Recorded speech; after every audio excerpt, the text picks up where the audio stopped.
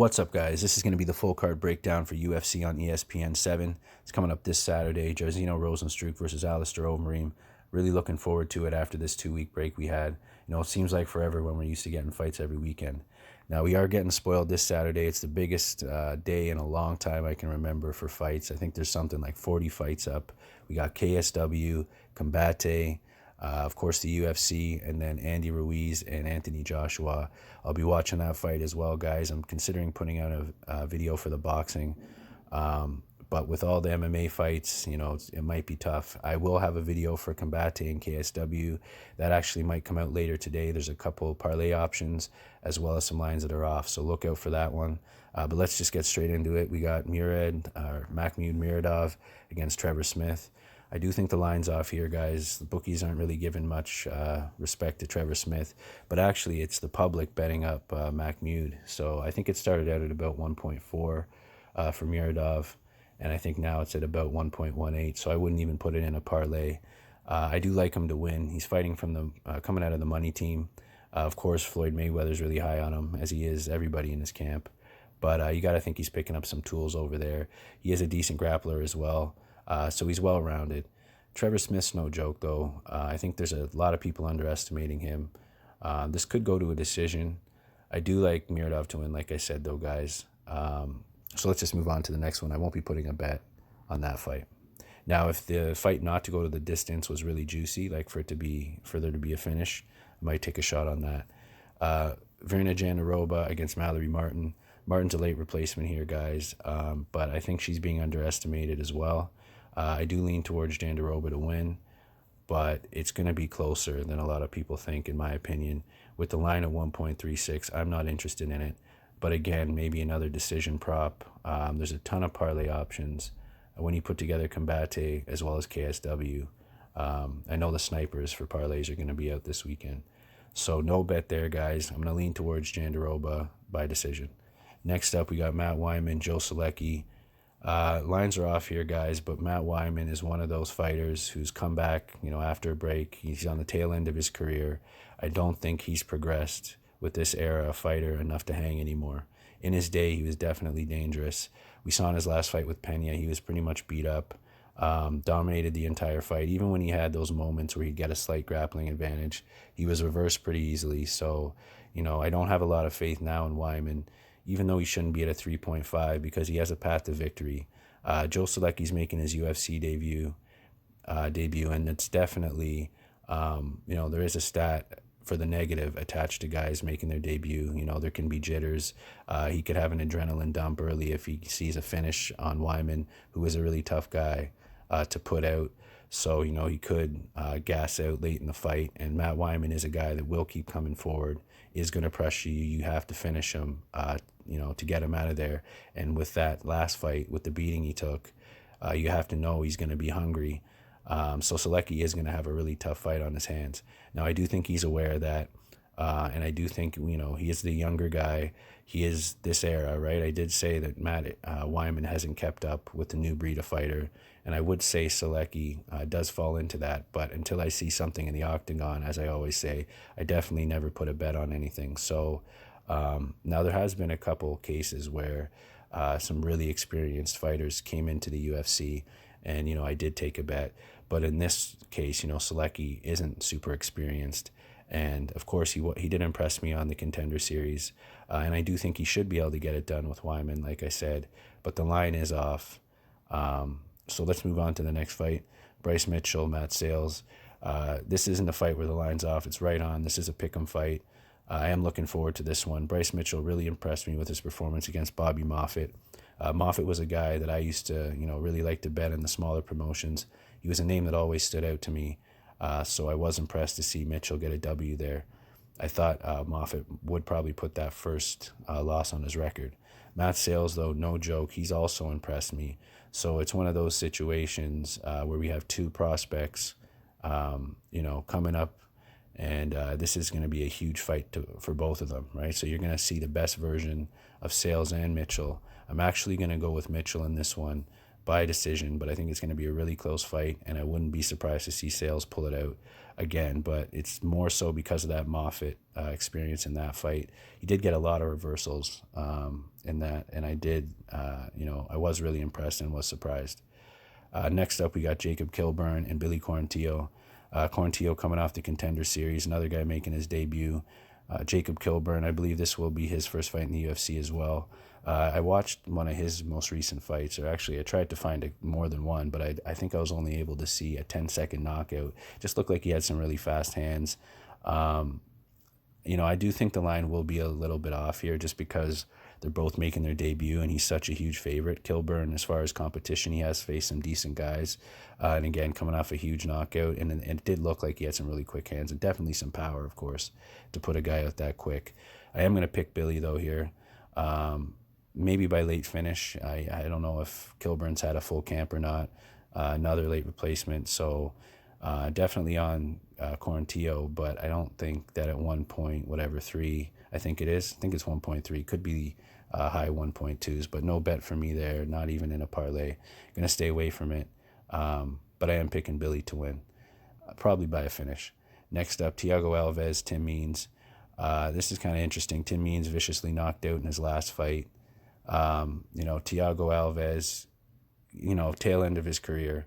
So, and I don't think Means is young himself. I'm going to go into this one real quick.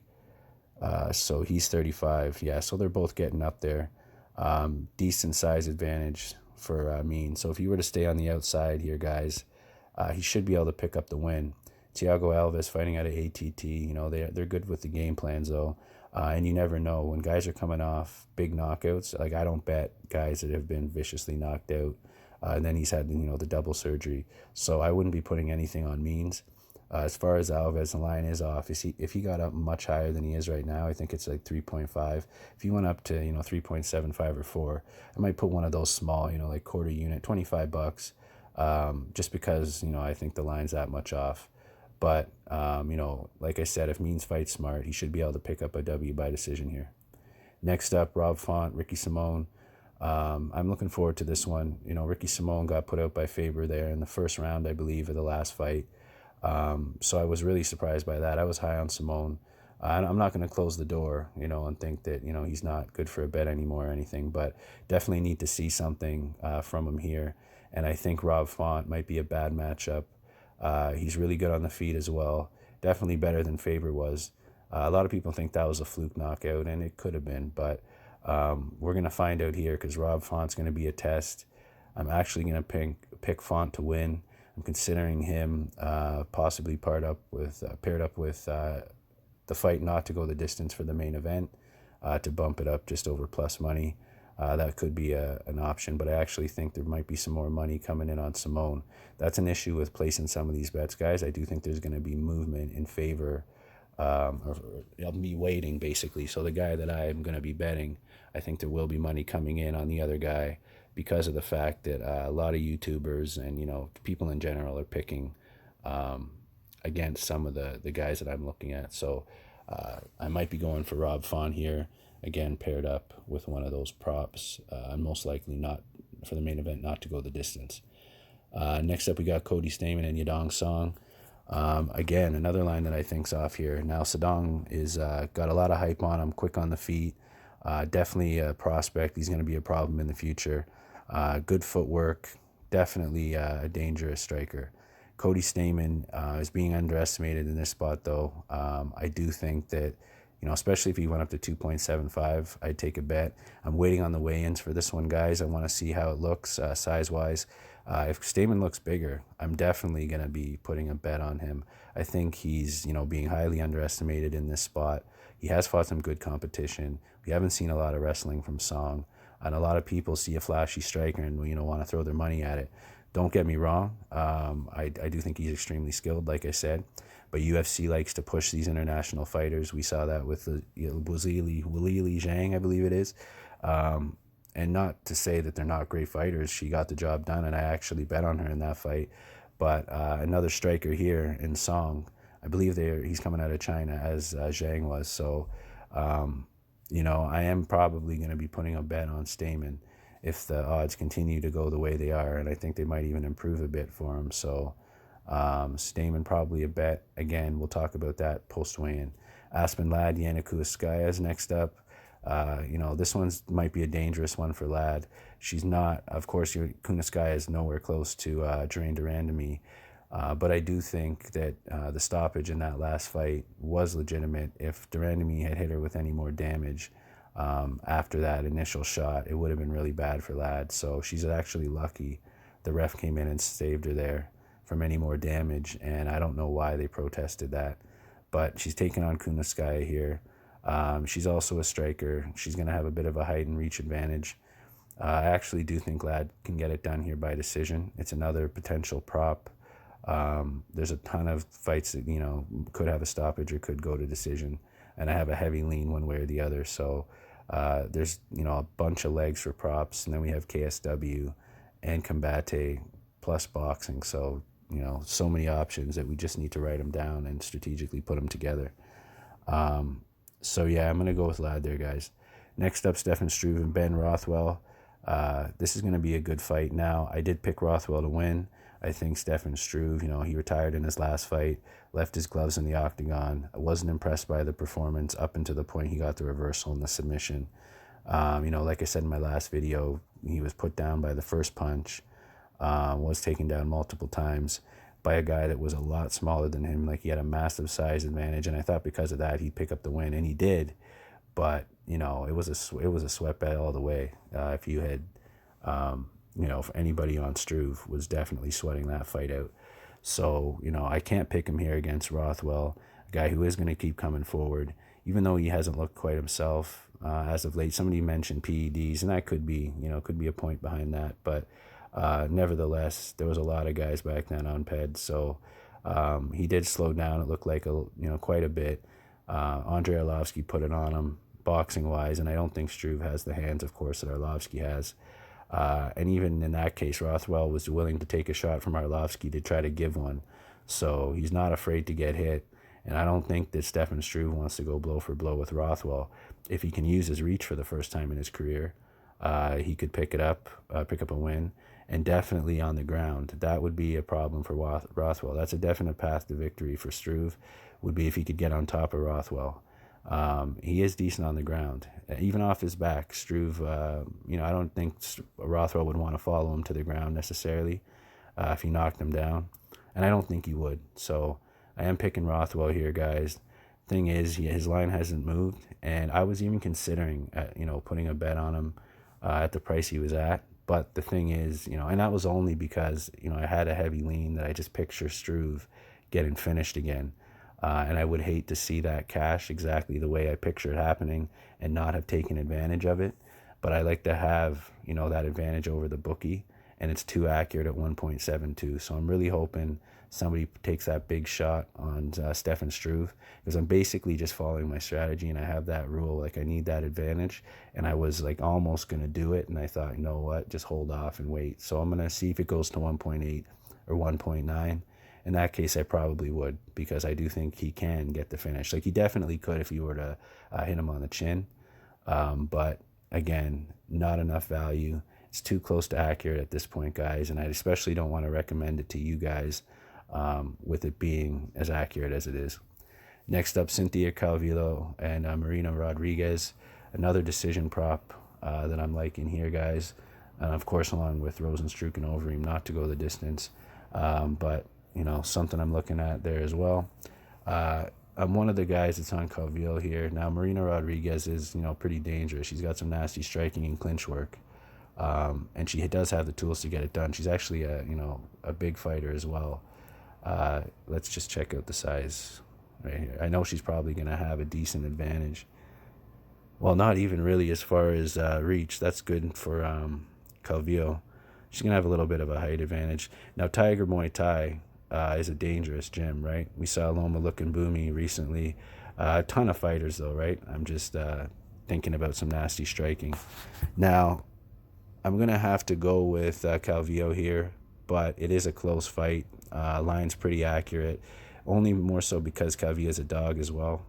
But again, the odds are pick 'em, so decision is most likely the best value here. Probably is going to be at close to 1.4. A lot of people have that in a parlay. It's not a bad parlay option. I do see it probably going to a decision. And then next up, the main event, guys, Rozenstruik versus Alistair Overeem. Did put out a video earlier in the week on this one, guys. Really interesting. Basically, I think Overeem is the more skilled fighter, has the bigger toolbox, of course, ton of experience. He's got, I think it's like 65 professional fights. No, sorry, what do we got? 67 professional fights. And then we got Rozenstruik, of course, sitting at only 9.